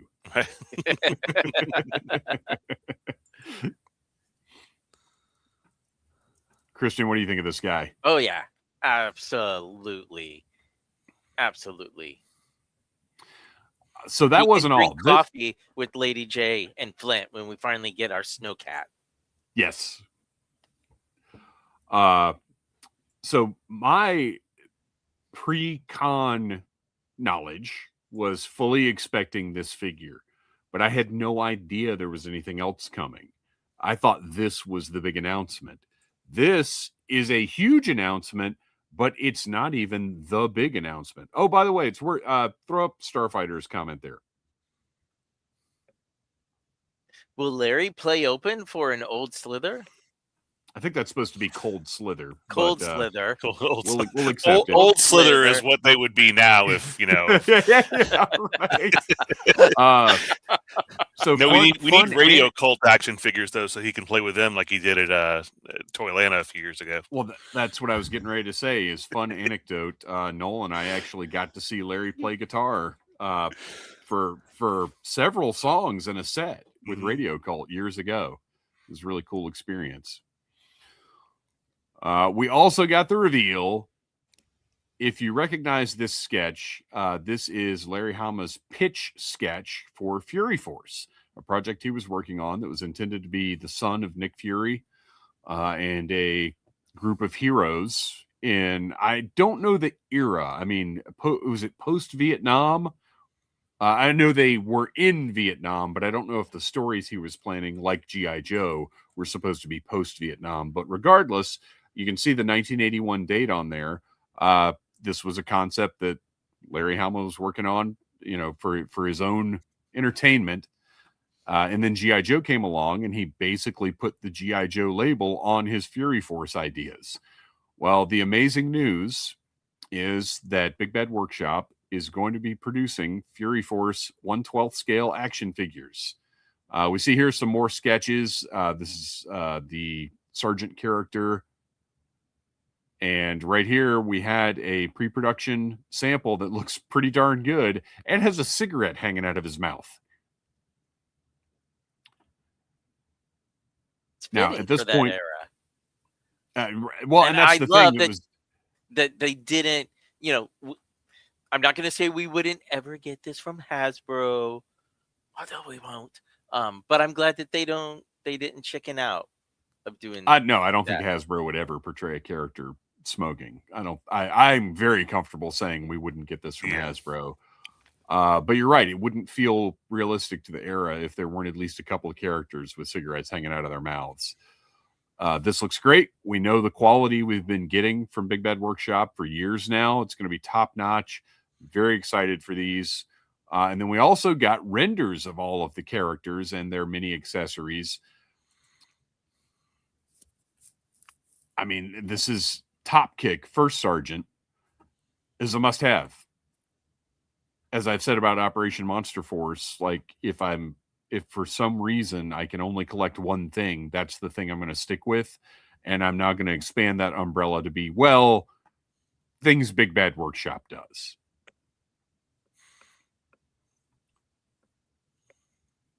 Next up, here we have a sketch of Umbra, again from 1981. This is the female character with her Umbra cycle or Fury cycle, maybe, which we will not see yet in the line, but could certainly happen if this thing takes off, which I think it will. Here is the figure that was on display at Joe Fest in the case. She's so and then here's our Laura Dern render. in the face. Oh my gosh, you're right. I love it. I love it. I love it. I love it. You're absolutely right. Wow. So here's the render. Swappable, at least heads. I don't know. I'm trying to see if it looks like the portraits are any different. They may not be. So it may just be swappable heads as opposed to the hat or the hair being swappable for different facial expressions. But look at that wild early 80s tech laptop. Yes. I love that. I feel like I want that just to put it with my mainframe figure. Now, I wanted to put it with this Umbra figure because this is, I mean, this is all wish fulfillment stuff. Whoever thought we would get Fury Force represented in action figure form? This is absolutely incredible. Umbra is intelligence and recon. Comes with a wide array of accessories. She has a lighter, I just noticed. Did Top Kick? Yeah, Top Kick also has the lighter. Yep. So she's got lighter. She doesn't have a cigarette in her mouth, but she does have a cigarette hand. But I do hope that Fresh Monkey Fiction... Kristian, have you got any of the figures that have the briefcases? Only the ones that come with Operation Monster Force. That's what I'm talking about. Yeah. So that the briefcases that don't clasp shut. Oh, so far all of mine, I've been very lucky then. Mine do. No, I mean they don't have a clasping mechanism. Oh, they just like a snap on top kind of thing. Yeah, you're right. They just slap together. Yep. And some of them, matter of fact, most of mine kind of sit like this. They don't sit shut because of the weight of the lid. When the figure's holding it, the weight of the lid pulls it away. They need to work on that, I think. And maybe they will before I'm trying to look at my shelf to see. Yeah, so far I've been lucky, I guess. But you've got swappable interiors. Looks like these panels, like the Monster Force briefcase, these panels will come out and you've got a bomb that you can put in there. And then you've also got some top secret files that she can carry around. Hogman, the machine gunner, who kind of looks like an early idea of gung ho. Like he's more gung ho than he is rock and roll. What do you guys think of him? Yeah, he looks mean. Yeah, he looks like a guy I don't want to bump into at a shooting range. And something I didn't mention on any of the previous figures, but I love that they each are coming with a canteen that is not just like sculpted into something. Like I would love to get maybe a few more radios. But those sort of little touches are the stuff that I love Fresh Monkey Fiction for, or Big Bad Workshop. So throw up Starfighter's comment there. Yep. Did all of the characters shown end up becoming G.I. Joe characters, and who are they? So that I couldn't say, like Top Kick, Umbra, and Hogman don't necessarily have obvious correlations. I mean, you could say going back to the original line, maybe this is who Hawk ended up being, since Hawk was the leader. Well, with the first sergeant, and he's used the term top kick a few times to describe Duke, so I'm sure probably a lot of his role went to Duke, even though he was probably the field commander. So I don't agree with that at all. Well, I think if we're talking Larry's original, like these characters that were made in 1981 and Larry transposing G.I. Joe into them, looking at the comic book, I think this guy was probably ended up being Hawk. I'm sure that there's probably a lot of elements of these that wound up in more than one character, but yeah, probably primarily Hawk, or even maybe a little Stalker in here too. Well, just hold off on that one. Yes, well, I know there's another one, but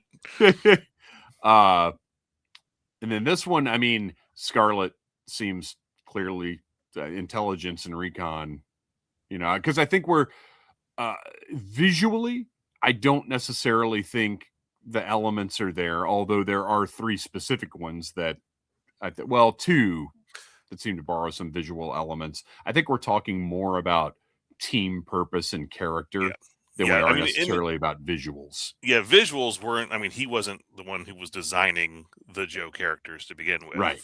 So, right. Okay, so yeah, I think from Larry Hama interviews, just super quickly, Sergeant Fury became Hawk, or precursor, influenced Hawk. Jelly influenced Stalker. Some of these names I don't think I should say. Yeah, let's not get too deep into. Yeah. But that information can be found on the internet. So Hogman. And the shirt. Interesting detail about that shirt. Chris Scott from Grindhouse Toys did the paint on. I can't remember if he said it was all of them, but he did the paint on. I think it was all of them. I'm comfortable saying that. And he told me Saturday night when we were hanging out that's that yellow USMC shirt that's under the vest there, that his dad was a Marine and his dad had that exact shirt. That's cool. So nice little tidbit about that. Jelly up next, as Kristian mentioned, seems to be inspired. I mean, this is certainly long-range recon patrol Stalker. Like, it absolutely has that look to it. And he is the Grenadier and Demolitions guy. And he's got a classic front toward enemy mine. I love seeing that. And it's exciting to think that as this line keeps going on, we're going to get more like old school accessories like that. Because I wouldn't mind seeing like a Vietnam era zombie or something in Monster Force. Brujo, Communications, maybe Breaker.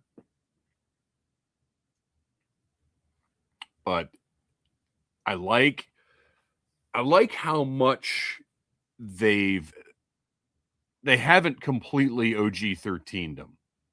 Everybody has kind of their own patterns, their own designs.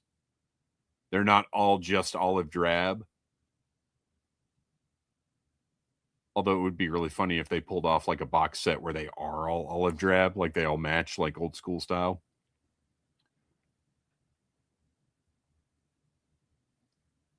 So nice loadout here. I like the backpack with the phone handle.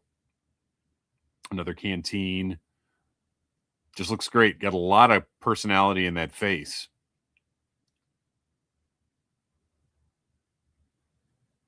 And then we've got another figure that they actually had on site. And I think it's pretty apparent that Louie ended up in the long-range recon patrol as Storm Shadow, or as Tommy Storm Shadow.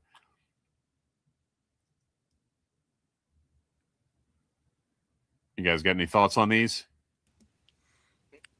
They're all fantastic. Yeah, they look great. Now, Noel, you haven't been in on you haven't really non-Joe 1/12 stuff really hadn't been in your wheelhouse, but are these tempting you to? This has been the most tempting thing thus far, other than maybe a couple of the Action Force inspired figures that have come through that, I kind of piqued my interest a little bit, but I passed on them. Yeah. But yeah, I mean, this of what we've seen, like that Larry Hama figure is a absolute must. Yeah. And I think, if I'm going to go with some of this would be what I'd definitely go with, is this line.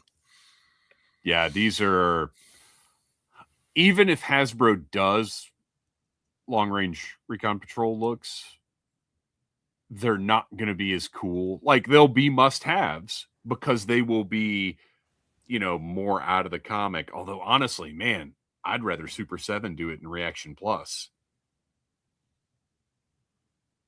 Or both. They might as well do, like, if I was if saying, if both Super companies 7 can does do it, great. Hasbro's going to. Yeah, good point. Good point.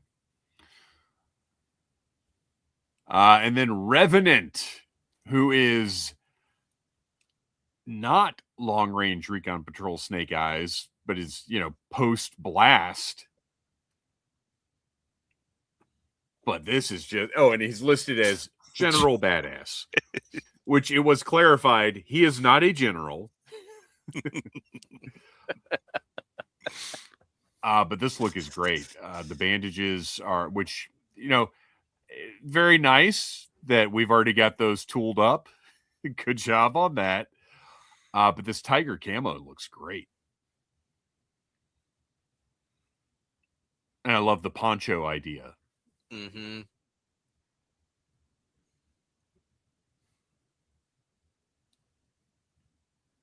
Further thoughts on this guy? Must have. I mean, all of them are, but when I was seeing, before I got to watch the panel, when I was seeing photos of this stuff come through over the weekend, it just screams Unknown Soldier.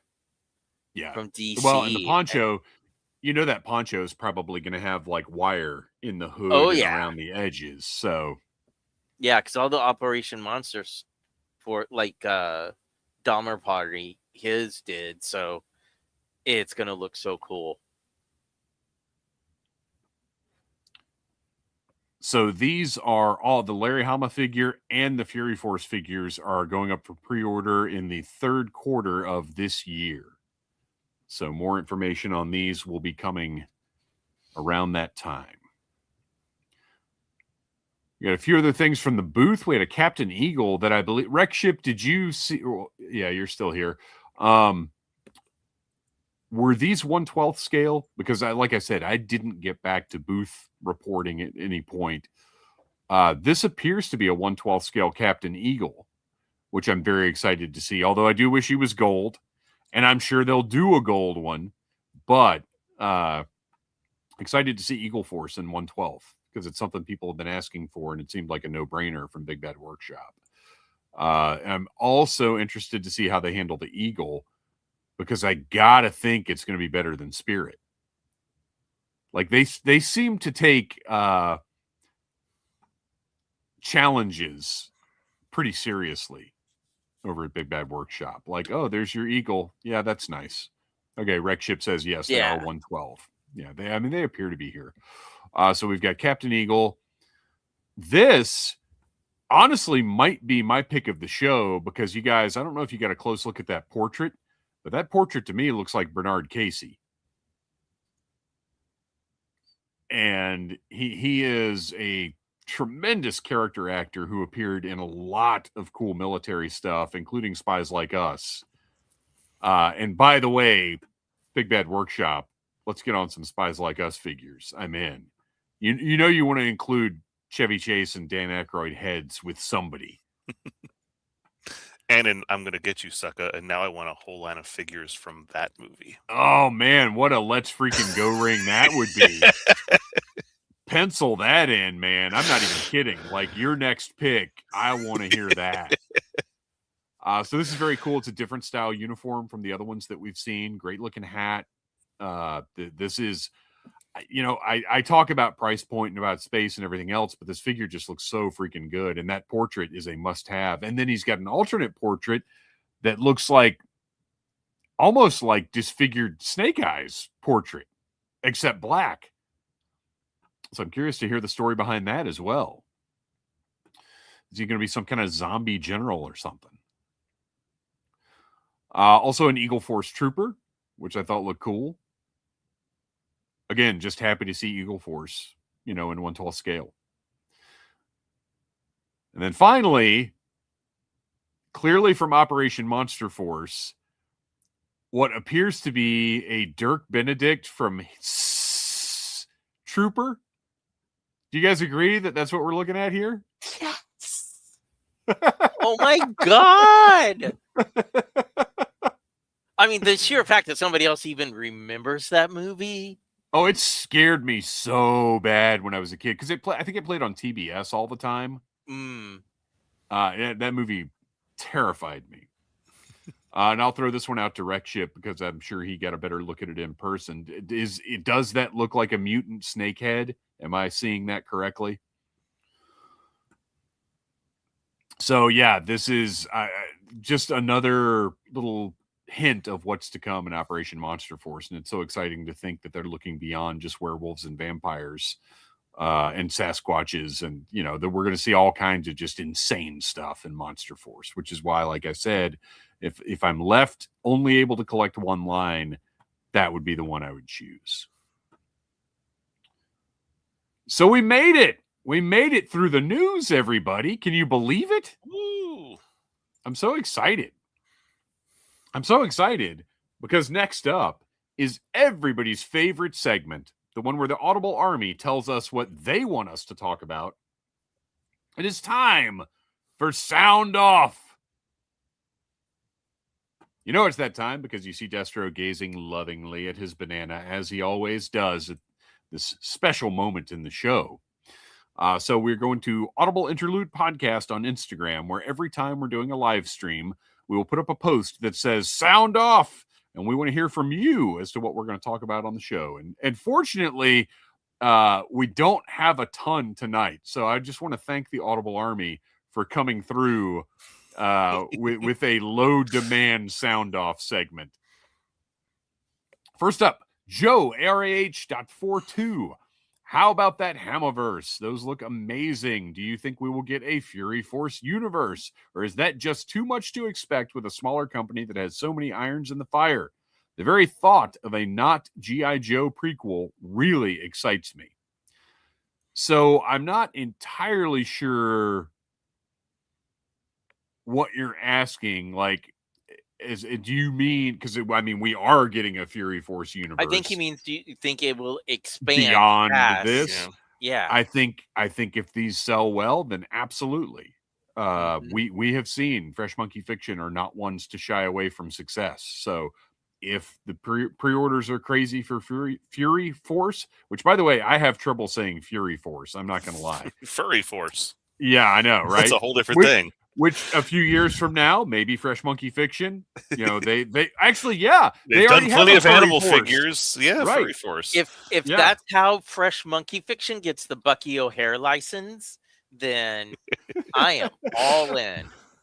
Furry Force is going to be Agent Carter, their Sasquatch, whose name I can't remember off the top of my head. What's his name, Kristian? Chatsworth. So it's going to be Agent Carter, Chatsworth, and just a random werewolf are going to be Furry Force. Well, and along those lines, the fact that Bucky O'Hare is represented in that Larry Hama figure makes me wonder if maybe that's coming down the line as well. But anyway, yeah, I think it's absolutely possible. If this set of figures does well, then yes, I would love to see who Fury Force's foes are. Rekship85. Why did Dave leave so quickly from Joe Fest before Rekship could get a photo with him? To be clear, I only ever saw Dave at the panel and at breakfast the next morning. I never saw him on the show floor. To address the first thing, I always leave Sunday morning. I think we stayed a little late last year, but after a couple of days, we like to get back home, have a little family time before everybody goes back to work. So I typically, like even Dragon Con, it's very rare for me to stay at all on Monday. I'm out Monday morning usually. So that's just my thing. I don't typically stick around on the last day of a convention. And I also don't do goodbyes because everybody's got enough going on without me walking up, needing their attention, saying, "Hey, I'm leaving now." Nobody needs that. We'll see you again. I like the Irish goodbye.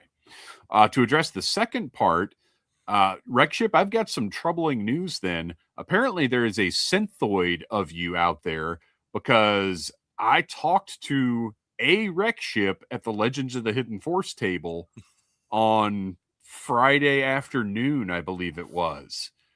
So you might want to look into that. Do we need to send a parrot with a synthoid melter out in your general direction to investigate? That's 3 whole days. That's a lot to remember. Well, and if you recall, so Wreckship was wearing like a different shirt. And I told him, I was like, my expectation right now is that you're going to rip that off Hulk Hogan style and have a Cobra Intern shirt on underneath it. He had it on when I ran into him, so. Yeah, he had it on it when we saw him at breakfast Sunday, I think it was. He said, "Wait, did we? Oops." There's a lot going on, as Noel said. It's 3 days of madness, and it is Joe Fest is more. It's still a blast, and it's still laid back compared to other conventions, but it is more intense than it used to be. Silent Interlude. What was the best thing you saw at Joe Fest? Did you discover anything new at Joe Fest? New lines coming? Well, I think we answered most of those questions. But I will say the best thing that I saw were the O-ring versions of the Necromancer and the Dread Trooper from World War Hell. Those were the most and there was lots of great stuff. I'm super stoked about Fury Force, but those two figures, those got the biggest reaction out of me at the moment that I saw them. I mean, it was a literal like, because that's what I wanted. When I bought the modern style ones, like they're incredible figures, but I was like, man, I wish these were O-ring. And now it's happening. So there was some wish fulfillment there. In the same way that like the G.I. Joe Transformers crossovers were wish fulfillment. This was like, oh, this is the version of these that I want. Noel, you were there. What was your favorite thing you saw? Well, my favorite thing that I saw was on Saturday night, hanging out in the lobby of the Marriott Augusta Convention Center and just looking around and like, I'm talking to some of my friends from the Finest. I'm seeing some like groups of people that I know from this group over here. I see the former Hasbro G.I. Joe design team just hanging out, drinking beers and having a conversation. And I see like people I watch YouTube videos of, and everyone is just chilling out and hanging out and having a good time, and it's all because of G.I. Joe. And it wasn't like, a Dragon Con sized crowd, but like it was just like the perfect like crossover of all the people that I was expecting to see, just having a wonderful time. That was the best thing I saw at Joe Fest. That was so going in the spirit of that, yes, having conversations with everybody, with Troy, with Lenny, with Chris, with Bill, with Wreckship, even though he doesn't remember it, with like that is truly the best part of Joe Fest. Like as exciting as it is to get into the vendor room and see everything in there, the best part of it is that actually getting to see everybody face to face. That a lot of people that you may see once a year. White Vegeta with Yojo June and Joe Fest over. How do you recommend I best flavor my ramen noodles? Now, I don't think I've ever actually eaten ramen noodles. Oh. But Kristian and Noel, do you have recommendations for Dave grew up very, very wealthy, apparently. He didn't have to suffer through the ramen noodles years. Yeah, I never had a... I mean... that just what I ate a bunch of cheap junk food, but that was one that I just never. I like there was other stuff. I still have ramen in my but here's Well, my now ramen's like a fancy thing, right? well ramen has always been in Japan. Ramen is different than the little packs of Well, like we're not in noodles that you Japan, Noel. get. But yes, ramen is actually like a real noodle dish. I But like how Noel went to Japan and now he's going to school me on Japanese culture. I mean, I've known this for years. This isn't like something I just learned. know. But yes, the stuff that I'm presuming what he's referring to is the packets, the Maruchan that you find in like the cup or the little packets, and you open it and you boil it for like 2 minutes, and you pour your sauce packet in. But here's what I recommend: drain that, throw a little bit of butter and sesame oil in your skillet, and toss it in there with a little bit of soy sauce, a little bit of ginger. Throw some frozen peas and let those cook up for a few seconds. That is how you flavor your ramen noodles.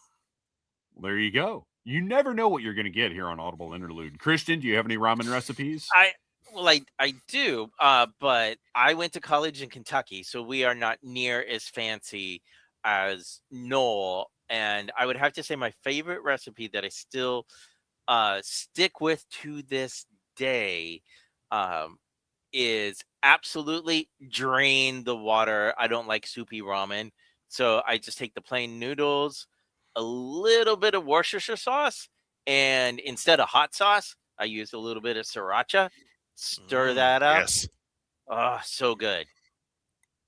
Yes, sriracha is absolutely a win. This is probably the most practically useful segment in the history of Audible Interlude.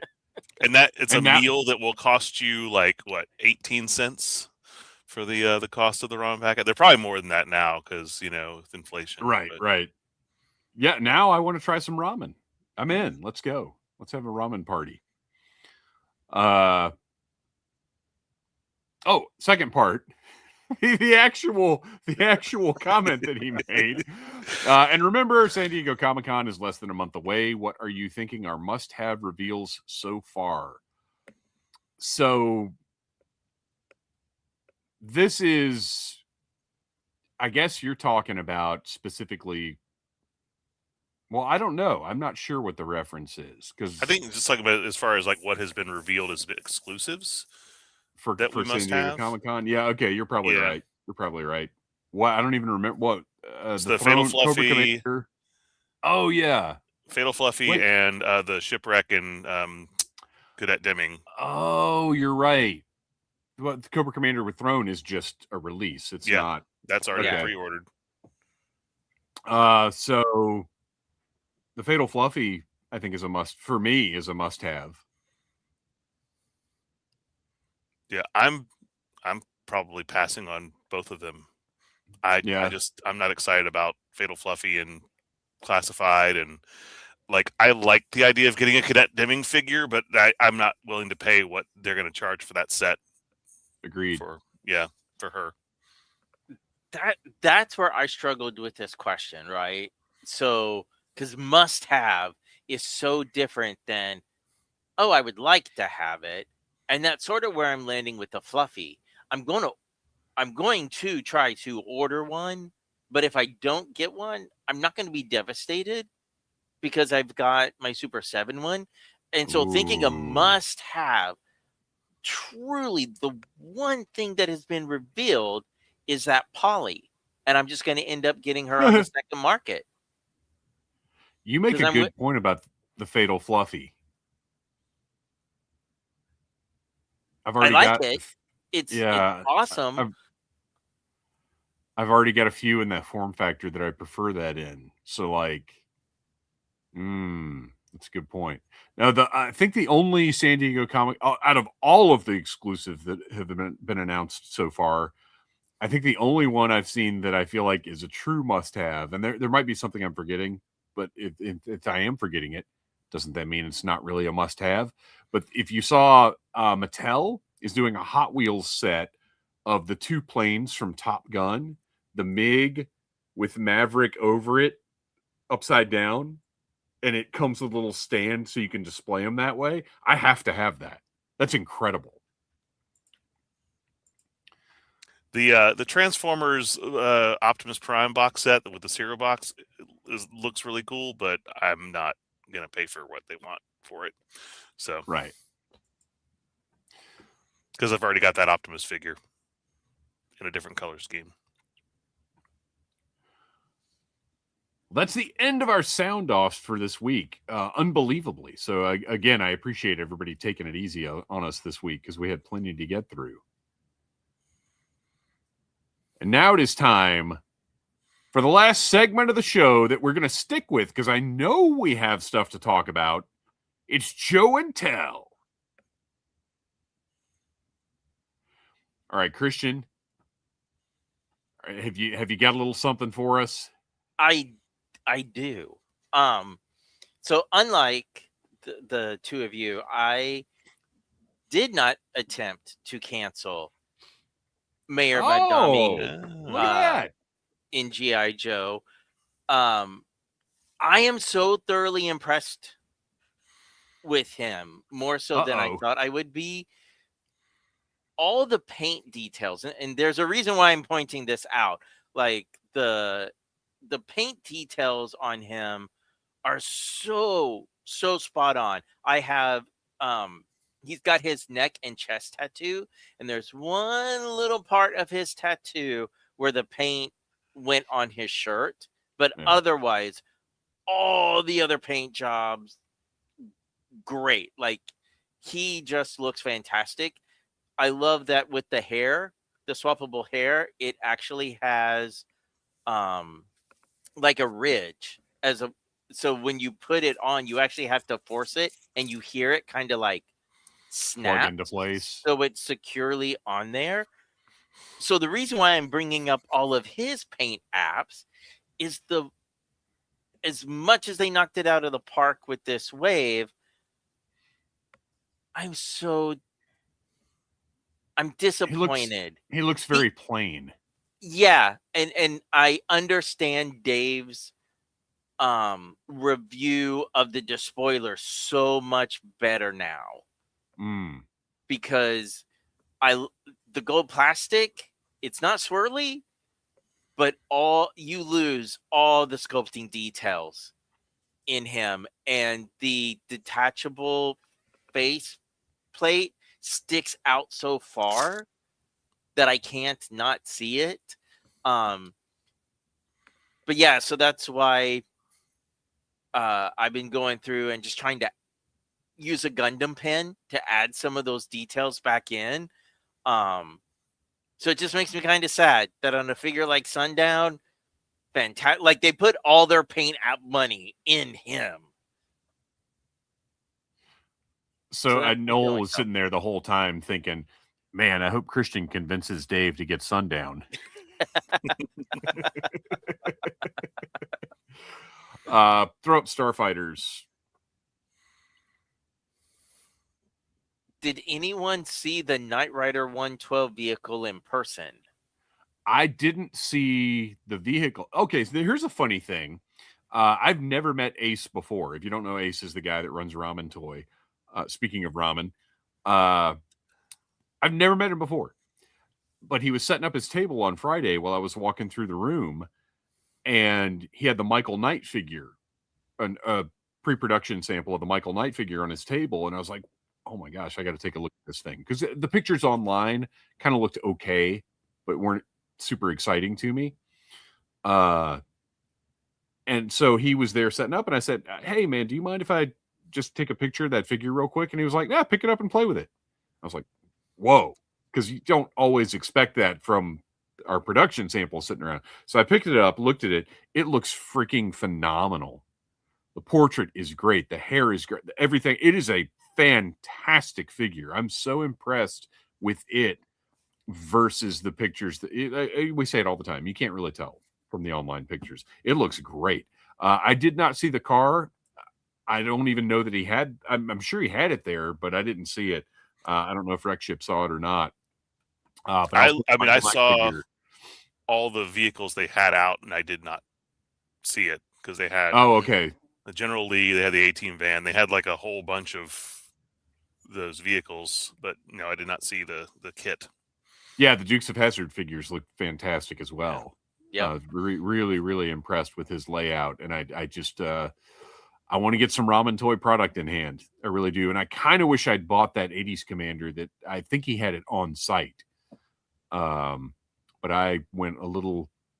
Well, I went over my budget, but I made more than my budget back selling stuff. So I don't know. Yeah, I did really well Friday and Saturday night in the lobby swap. I am quite freaking pleased with how the weekend went. All right. Well, I'm going to go ahead and go next because I bet Noel has a grand finale for us. So toy department. We all go there. We all love it. Cash only, but you know you're getting good, complete product at a good market value. So I'm at Toy Department's booth in the back where they always are, and I look up and they have got these gliders. I can't remember what they're called. I mean, at the time I could not remember what they're called. But they've got the 90s gliders like up on these two pegs, and they had a red, white, and blue one that just really caught my eye. It looked great. I was like, oh man, that looks cool. I don't know. I'm sure I've seen them in person before, but I don't know that I've noticed them in person before. If you get what I'm saying. So I was like, man, that looks really sharp. The printing on it is great. That's an eye-catching design. So I picked it up, and when I moved it, I saw another glider that I just immediately fell in love with. These were only $15 a piece. And when I saw this incredible color scheme, I was like, that is coming home with me. That is beautiful. That it's what we're talking about. It is a teal and purple color scheme with orange trim, I guess it would be. And I just knew I had to have this. It's that classic Carolina Panthers starter jacket color combo from the 90s that everybody had because TJ Maxx got in a billion of them. But it was just, I don't have any of these. I hadn't necessarily thought about getting any of these. And also it's in really good shape. And I don't know if these tend, because it's pretty durable. Like it's not like the old foam flyers or gliders, but the printing on it is held up really well. Like nothing is, the nose, the little protective thing is not banged up at all. The cannon is nice and tight on it. So anyway, I was like, I have to get this. But I knew that these gliders included figures. So I asked the guy, I said, hey, do you know who pilots this? Or can you tell me who pilots this? And he was like, yeah, absolutely. He pulls his phone out and uses Google Lens. And I was like, oh, I guess I could have done that. I haven't yet filed Google Lens as an actually useful tool in my head because I'm old. So he's like, yeah. Cloudburst came with that one. And I was like, oh, cool. Do you have a Cloudburst? Do you know? And, you know, the bulletin boards in front of Toy Department are where the most of the Joe figures are. And he was like, yeah, he's right over. And his finger starts moving. And I thought he's going to lean over and point, but he stops on the cases. And the cases are where they keep the expensive figures. And I thought, oh no. And he said, yeah, Cloudburst is that one. And Cloudburst is not $15. Cloudburst is $65. And I have, you know how I am. You know how I have my idiosyncrasies and my rules and whatever else. I had to have this glider, but I could not get this glider without getting the pilot that goes with this glider. I could not do it. So I have this lovely mayonnaise and mustard hued Cloudburst figure that actually is a really cool sculpt. That visor is apparently a difficult piece that's part of the reason for the pricing from what I understand. And man, it's a great sculpt. I like the fact that the character, I looked up the file card. We'll talk about it some point in the future on Rank and File Card. But I like the character's story, and I had to get it to go with the glider. Now, fortunately, I bought had a little pile of things, so he did cut me a deal. But yeah, I never imagined going to Joe Fest this year. I'd be walking away with a Sky Commando. But here we are, and I'm thrilled to have it. There was no like I'm aware of the fact that I paid $80 for this thing that was at one point like $1.99 at KB Toys. But I have no remorse whatsoever because it's awesome and I'm very happy with it. All right, Noel, wrap this thing up. All right. Believe it or not, my Joe and Tell also involves a trip to Toy Department at Joe Fest. So I didn't get in until about 3:00 on Saturday. Had to get in, get checked in, get parked and everything. I had, my hotel room. So I stay over on the suites side. It's typically, there with, with the other people that I room with, but I was there by myself this year. And because I didn't check in until Saturday, I didn't get up high in the tower. I was literally the second door on the left when you walk into the suites tower. That's wild. Didn't have to take any escalators or elevators. It was great. So getting back and forth to my room was super easy. Anyway, so I got on the floor around 3:00 and I kind of went to the right and started looking at over where Attorney of Dreams and all that are. But I was like, you know what? I'm here. I need to go one place first. I pulled out a certain amount of cash. I'm going to go to Toy Department. And on the way there, I kind of poked in a couple of booths. I saw something interesting. And I saw, because I went there and I mentioned this when we did another podcast here recently, I had no agenda of things that I was looking for. I was like, I kind of have on my vintage stuff, I'm kind of satisfied with where I am. If I see those Gray Elf pieces at a good price, I'll get them. But as I did see something in, a complete vehicle that I was like, well, I need that. And last year, I pieced together a Python Patrol Conquest because I found a shell for super cheap, and it had the wheels and everything, and all those parts were intact. So really, all I needed was the fins and the missiles. And digging through Destro's Toy-Den bins, I found all that stuff pretty easily. And I got the thing all together at the show, and was pretty happy to get that. But I realized there's only 3 Python Patrol vehicles. And the stun typically goes for 100 or more complete. I walked over to the Toy Department, and of course they have all the stuff in the back. And I looked back and I was like, well, there's a stun. What do you have on that? And again, I know I'm getting high quality stuff. So got myself the Python stun. And also while I was there, again, there's only 3 vehicles. So I had to get the Python Asp. And all together, because this one was 65, this one was 40, and I said, "Will you do 100 for this?" And of course, they're like, "Yeah, it's $5. They're saving to get." So yeah, I got those for less than one stun typically goes for, because I was seeing the Asp go for $65, $70 complete at a lot of the other booths afterwards. So of course, after I got that, I was like, "Well, I now have my vehicles." And I realized I don't really have a lot of Python Patrol figures. So, you know what I got to do? My brain gets on it, and I start hunting stuff down. These, however, are not always as cheap and easy to get your hands on, but I did get one Televiper, one Viper, good old Copperhead over here, and a Python Crimson Guard.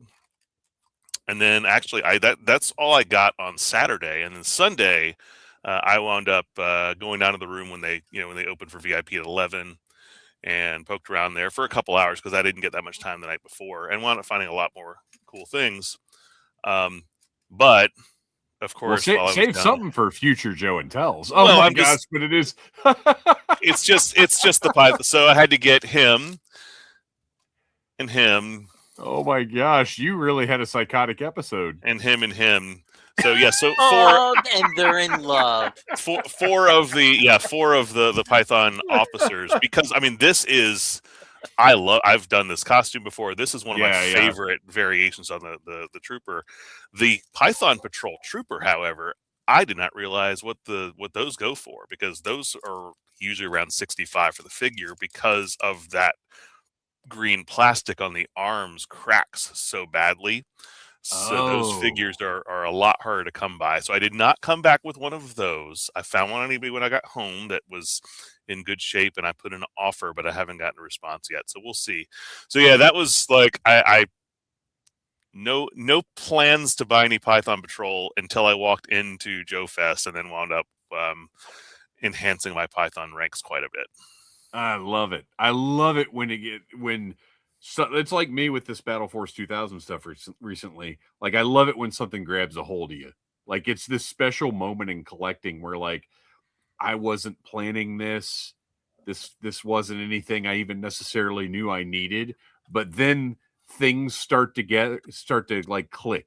Like the puzzle comes together. You find a couple of figures the right price. You find a vehicle the right price, and all of a sudden you're like, "Well, I guess I need all of the Python Patrol." It's why all of this is so fun is when stuff like that happens, and it just becomes this organic, like, okay, this is happening. I'm going with it. Cool. And now you've got a whole new little section that you didn't have before. Well, that is all the show we got for you this week, and it's more than enough show, let me tell you. Our music is by Chris Lodge of Neon Warlords. Check out Neon Warlords on YouTube and on Bandcamp and wherever you get your good music. Follow us on Instagram at Audible Interlude Podcast. Noel, why don't you tell us a little bit about The Finest? The Finest is an international G.I. Joe costuming club raising money for our wonderful charity partner, Canines for Warriors. So Joe Fest is wrapped up. But if you are interested in maybe dressing up like one of your favorite Joe characters, check out the Finest Recruitment Center on Facebook or go to thefinestcc.com on those their internets. And Kristian, where can we find that toy photography you do so well? You can find me on Instagram and Blue Sky under the name Legion Cub. Our next episode is on the Needless Things YouTube channel on July the 13th. Our next live stream, rather. Our next episode will be next week. So be sure and put it on your calendar. Join us then. Until next time, yo, Joe. Cool.